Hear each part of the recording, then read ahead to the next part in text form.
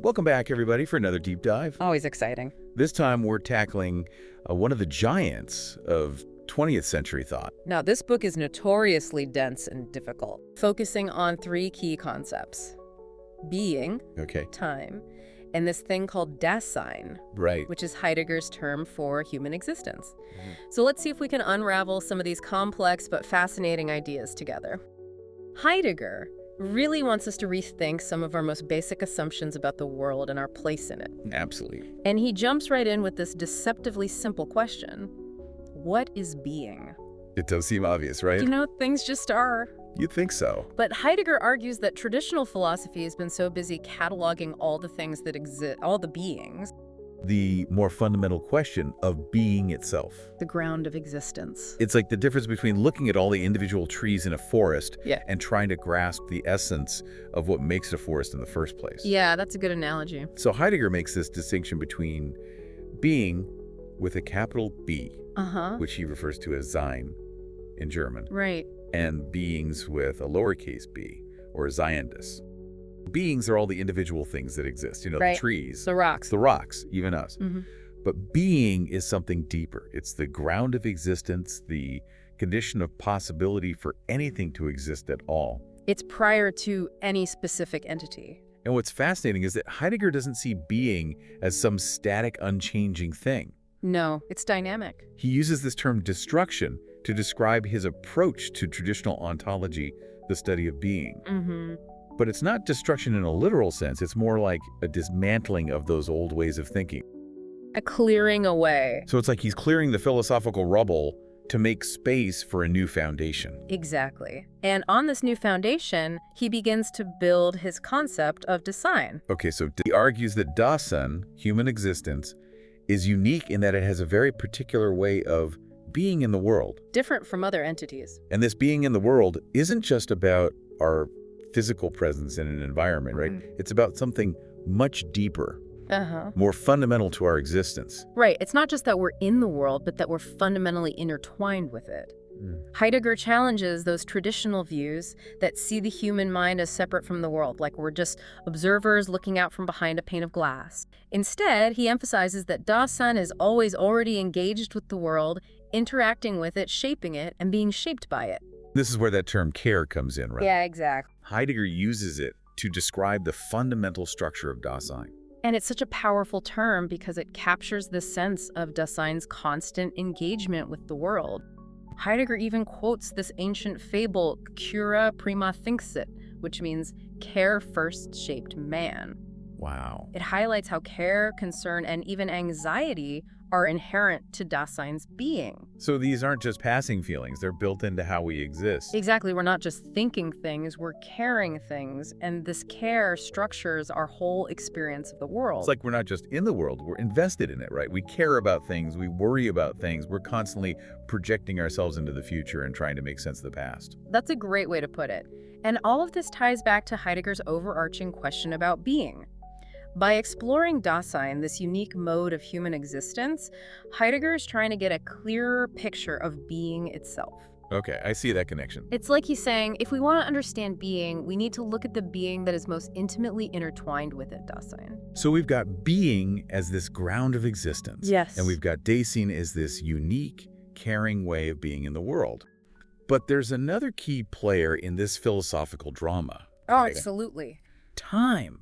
For Heidegger, time and being are deeply intertwined. He sees them as two sides of the same coin. Okay. And he even suggests that our understanding of one shapes our understanding of the other. And he's not talking about time in the everyday sense of clock time. No, he goes beyond this linear, sequential view of time and develops this concept of temporality, Temporality. which digs deeper into the way time shapes our experience of being. Okay, so what is he getting at with this idea of temporality?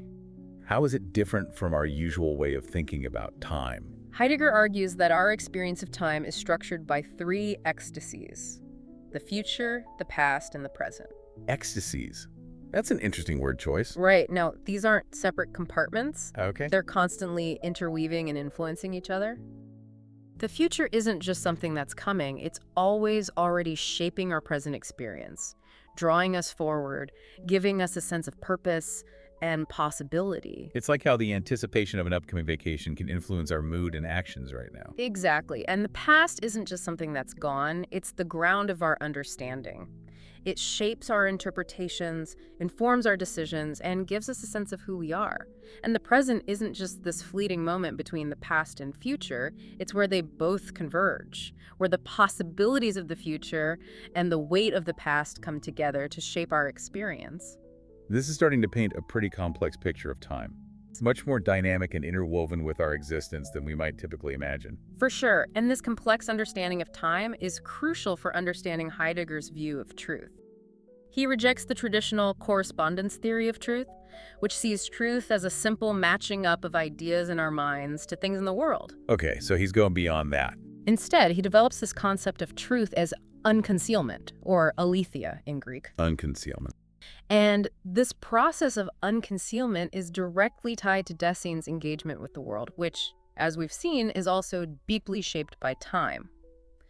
Heidegger argues that as we engage with the world, as we project ourselves into the future and draw upon the past, more of the world's truth is revealed to us. It's like truth is something that unfolds and evolves over time through our interactions with the world, our interpretations of the past, and our projections into the future. Exactly, and that's what makes Heidegger's view of truth so dynamic and engaging. It's definitely not static. It's not about finding some ultimate objective truth. It's about this ongoing process of discovery and unconcealment. So we've got being, this elusive yet fundamental ground of existence, Dasein, this unique human way of being in the world characterized by care, and this intricate dance between time and being, where truth emerges as a process of unconcealment. This is heavy stuff, but Heidegger's saying that being transcends all those categories. Exactly. He's saying that the universality of being transcends any category or genus. He even points to medieval ontology, where being is described as a transcendence. Medieval ontology, and now we're really going deep. Well, think of it this way. Okay. Being isn't just one characteristic among many that things can possess. Right. It's the very condition for anything to exist at all. Okay. It's like the canvas on which all those categories and characteristics are painted. So like being is the underlying structure, Yeah. the possibility for anything to be at all, and the beings are the individual expressions of that possibility. That's a great way to put it. Heidegger is reminding us that we can't grasp being by simply analyzing individual beings. Right. We need to shift our perspective to look beyond the specific and toward the fundamental. And that's where his concept of destruction comes in. He's not trying to destroy the study of beings, but to dismantle those limiting frameworks that prevent us from seeing being more clearly. Precisely, he's clearing the ground for a new way of thinking, a new approach to ontology that can adequately address this fundamental question of being. And this new approach leads him to Dasein, this unique mode of human existence that, as we've discussed, is characterized by its being in the world. Now, there's another excerpt you sent that focuses on Dasein. Okay.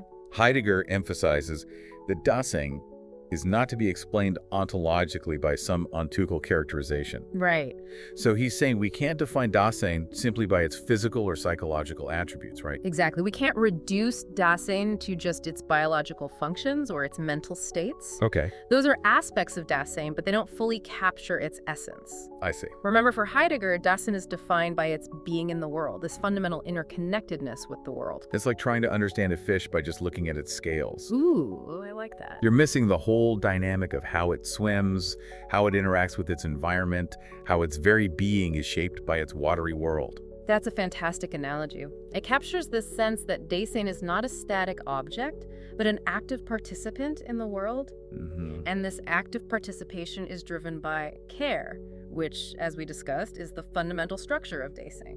Right, and Heidegger even uses that ancient fable, cura prima finxit, to illustrate this point. Care first shaped man.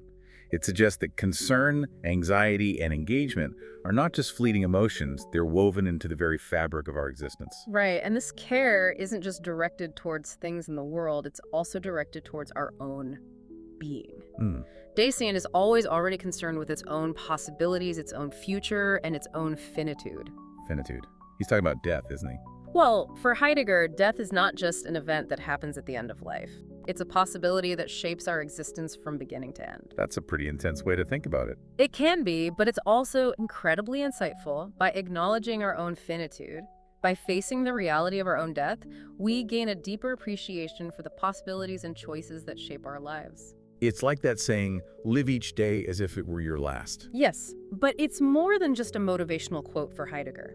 It's a fundamental insight into the nature of deathing. Okay. By confronting our own mortality, we become more aware of our own freedom and responsibility in shaping our lives. This brings us back to those three ecstasies of time: future, past, and present. Right. How does Heidegger's understanding of death tie into his concept of temporality? Remember, Heidegger sees the future as the horizon of our possibilities, but this horizon is always bounded by the reality of our own death. Okay. Death is the ultimate limit to our possibilities, and it's this awareness of finitude that gives our lives a sense of urgency and meaning. It's like death acts as a kind of deadline, forcing us to prioritize what's truly important and to make the most of the time we have. That's a great way to put it, and it's important to remember that the past for Heidegger is not just what's gone by, it's the ground of our understanding. Okay. Our past experiences, our memories, and our heritage shape who we are and how we understand the world. And the present is where the future and the past converge, right? The point at which we make choices, take action, and shape the trajectory of our lives. And all of this is happening within the context of our own finitude. We're always aware, on some level, that our time is limited. And this awareness for Heidegger is not a source of despair, but a call to authenticity, a reminder to live a life that is truly our own. Okay, so you've got this intricate interplay between being, day sign, time, and death. It's starting to feel a bit like a philosophical jigsaw puzzle. It is a lot to take in. But I think I'm starting to see how the pieces fit together. But I think we're making good progress. And remember, Heidegger's goal isn't to give us easy answers, but to challenge us to think more deeply about these fundamental questions of existence. And one of the ways he challenges us is through his use of language. Oh, absolutely. Heidegger was incredibly innovative with language pushing its limits to try and express these complex philosophical ideas. He even said, language is the house of being, which suggests that language isn't just a tool for communication. That's a really important point to bring up. Heidegger saw language as playing a crucial role in both concealing and unconcealing being. Okay, concealing and unconcealing. On the one hand, everyday language can lead us to think of being as something static and fixed, obscuring its dynamic and ever-unfolding nature. It's like everyday language traps being those neat little categories we were talking about earlier. Exactly. But on the other hand, Heidegger believed that language, particularly in its more poetic and evocative forms, could help us break free from those limiting categories and experience being more directly. So it's like poetry can crack open those rigid categories and give us a glimpse of being in its raw, unfiltered form. That's a great way to put it. Heidegger was particularly interested in the way poets use language to evoke moods, create atmospheres, and point towards experiences that defy easy definition. It's like those moments when you encounter a poem or a piece of art that just resonates with you on a deep, almost visceral level. You can't always explain why it moves you, but, it touched something profound. And for Heidegger, those moments of aesthetic revelation could offer a glimpse into the nature of being itself. He believed that art, in its highest forms, could make being resonate, could let it shine through in all its mystery and grandeur. So it's not just about understanding being intellectually, it's about experiencing it, feeling it, letting it move us in ways that go beyond language. Exactly. And this brings us to a really interesting question. Okay. If language is the house of being, as Heidegger suggests, what happens when that house starts to crumble? What happens when language fails to adequately express the complexity of being? That's a fascinating question, and I think it's one that Heidegger himself grappled with throughout his work. He was constantly pushing the boundaries of language, inventing new terms, and playing with existing words to try and articulate these profound and often elusive philosophical concepts. It's no wonder his writing can be so challenging. But it's also what makes his work so rewarding. Heidegger invites us to participate in this struggle with language, this attempt to articulate the ultimately unarticulable. And in doing so, he opens up new ways of thinking, new ways of seeing the world, and new ways of understanding ourselves and our place in it. So we've covered a lot of ground in our deep dive into being and time. This idea of being with a capital B, Dasein, Heidegger's unique way of describing human existence, and this whole intricate relationship between time and being. It's a lot. He definitely had some strong opinions about that. He did. He famously said, language is the house of being. Mm. Such a powerful image. It is. What do you make of it? Well, it suggests to me that language isn't just this neutral tool that we use to describe the world. It's somehow shaping the way we experience the world, maybe even the way we understand being itself. I think that's at the heart of it. Remember, Heidegger criticized traditional philosophy for kind of forgetting about being, for getting lost in all the individual beings. Right, getting caught up in the details. And he saw language as playing a role in that kind of forgetfulness. Because language is all about labeling and categorizing, right? Yeah, putting everything into those neat little boxes. Which can be useful, but maybe also limiting. Exactly. Heidegger argued that everyday language often conceals being. It leads us to think of being as something static and fixed. Kind of like a thing, an object. Right, present at hand, just there. But he also believed that language, in certain forms, could help us uncover being. So language can both hide and reveal being. That's the paradox. It depends how we're using it. Think about how we use language in our daily lives. We're constantly naming things, defining things, putting labels on everything. It's how we make sense of the world. It is, and it's necessary, but it can also create this distance between us and the world. It's like we're putting up this screen of words between ourselves and the raw experience of being. Like looking at the world through a filter of language. Exactly, instead of seeing it directly. And Heidegger thought poetry was different. Poetry, with its metaphors and its ambiguity, its ability to evoke moods and atmospheres, it can kind of shake us out of those habitual ways of seeing and thinking. So it bypasses those categories and labels we usually impose. Exactly. It can allow us to experience being more directly. It's like those moments when a poem or a piece of art just hits you in the gut. You know, you can't always articulate why it moves you, but, you know, it's touched something profound. And for Heidegger, those moments of aesthetic revelation could offer a glimpse into the nature of being itself. He believed that art, in its highest forms, could make being resonate, could let it shine through in all its mystery and grandeur. Makes me think of those breathtaking sunsets or hearing a piece of music that just moves you to tears. Yeah, those moments where words just aren't enough. There's this sense of awe and wonder that goes beyond language. Precisely, and for Heidegger, those experiences, the ones that defy categorization, they're essential for understanding being. So it's not just about understanding being intellectually. It's about experiencing it, feeling it. Letting it move us in ways that go beyond language. This brings to mind some of the poets who were influenced by Heidegger. Oh, yeah. Like Rilke and Soufflin. Their work often grapples with these questions about being and existence in a way that's both beautiful and unsettling. They really push the boundaries of language, trying to express these profound and often elusive experiences. And in doing so, they open up these new possibilities for thinking and experiencing the world. For sure. It's like they're using language to point towards being, even if they can't fully capture it in words. I see that. And in a way, that's what we've been doing this whole time, right? Wrestling with these big ideas that are hard to pin down. Exactly. It's a testament to the depth of Heidegger's thought. He's not giving us easy answers or neat definitions. He's making us work for it. He is. He's inviting us into this struggle with language, this attempt to articulate what can't really be articulated. It's like he's saying, hey, come join me in this wrestling match with being. It's going to be tough. It's going to be messy, but it's going to be worth it. I love that, and it is worth it, because in struggling with these concepts, we expand our own understanding of ourselves and the world around us. So as we wrap up our deep dive into being and time, what are some key takeaways we can carry with us?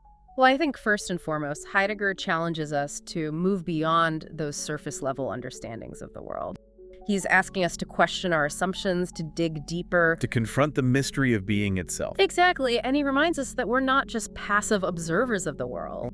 It's this dynamic interplay of future, past, and present. All shaping our experience of being. And lastly, I think Heidegger's exploration of language is so crucial. I agree. He reminds us that language can both conceal and reveal. And that in its more poetic forms, it can help us break free from those limiting categories. And experience the world in a more direct and profound way. It's been quite a journey through some pretty dense philosophical terrain. But I can speak for both of us when I say Heidegger's work has left us with more questions than answers. Definitely. Maybe that's the point. Maybe the most important thing we take away from this is a renewed sense of curiosity.